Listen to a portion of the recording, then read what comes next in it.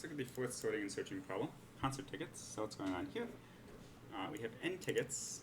Each one has some price, and then m customers arrive in order.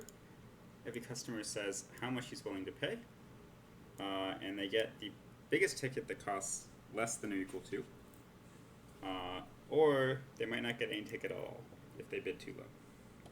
So for example, in the sample, we have tickets costing 5, 3, 7, 8, and 5. First customer shows up, bids 4, gets the ticket costing 3, the biggest number less than 4. Second customer shows up, bids 8, gets the most expensive ticket at all, right? The biggest one costing less than or equal to 8. And last customer comes in and bids 3 and gets nothing. They could have gotten the 3, but that was already taken by the 4, so they don't get it. So 3, 8, negative 1 is the output. So how can we actually do this? So actually, we don't need to be tricky here. We can just simulate this process directly. But to do that, we need a new data structure. So we are going to use a multiset. So a multiset is just like a set that we talked about earlier, right? It stores elements in some order. It's going to be important. Except that a set, right, throws away duplicates, and a multiset allows duplicates. So what's the point of a multiset compared to, say, an array, which is also, a thing with duplicates? The point is that you have an order, right? You can see this verbiage at the top talks a bit about ordering, and that is actually useful, very useful for this problem, because of these lower, actually we want the upper bound function. So this gives us, lower bound? This gives us the first element in the container, which is greater than or equal to some value. So what we're going to do is we're going to feed it the prices the customers are willing to pay, and it's going to tell us the ticket that is less than or equal to the value. Notice that this says greater than or equal to, and I said less than or equal to. How are we going to accomplish that? We're going to flip around the multiset. Right? Normally it sorts from low to high, and instead we're going to sort from high to low, so that's going to turn greater than or equal to into less than or equal to. And then once we have that element, we can print it out and erase it. So let's see how it works. Concert. So we need IOStream, of course. We need, I believe it's just a set. Stud.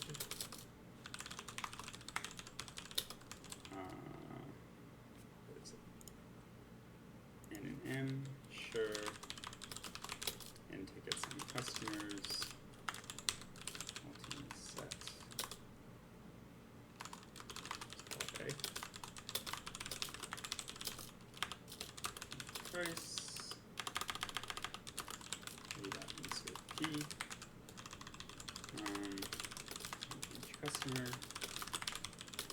Can also be in the P.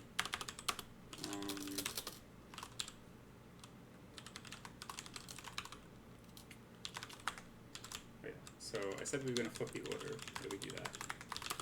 If we pass it, normally it sorts by less. We can pass in the greater comparator, and now it will sort in the opposite direction, and that will turn less than greater than or equal to into less than or equal to.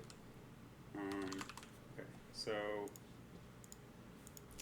you notice that this returns an iterator. It doesn't return a value. So an iterator is just like a pointer or a index or something into the map. But with iterators, you can get the actual value there, and you can also erase takes an iterator, so that's going to be useful.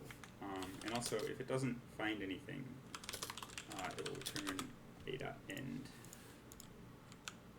Probably says that, right?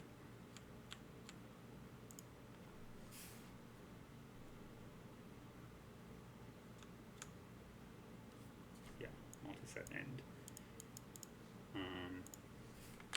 So that means we didn't find anything. So fine, we just print negative 1.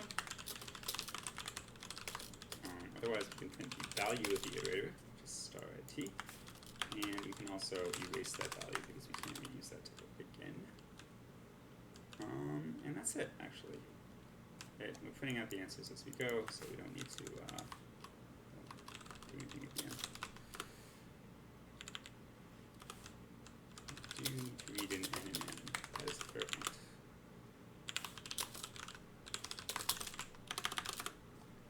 We also probably need to actually write down the sample. That is helpful in messages. 3, 8, -1. Hey, how about it? Why is it doing this?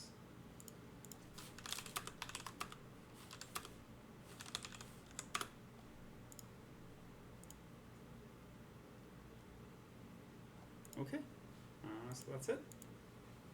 Yeah, so this is a useful data structure that will come in handy in actually a lot of the problems in the rest of this section. So this is, has all the API. The sort of magical thing about this data structure is these lower and upper bound functions.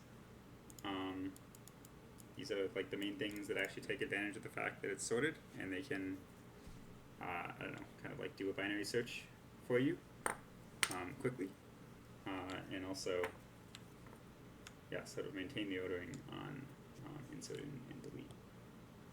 So sort of behind the scenes, this is actually implemented with a balanced tree instead of a hash table. Right, unordered multiset is the hash table, and the great advantage of a tree over a hash table is that, like it says, there's actually an order, and you can do stuff with that. The other kind of cool thing you can do with the order is, if you have one of these iterators, you can do like IT++ and IT minus, and that will go to the next element, next biggest element, or next smallest element. And so you can sort of traverse the order that way. So yeah, useful data structure. And also this greater trick to reverse the ordering is also good to know. So that's it for that problem.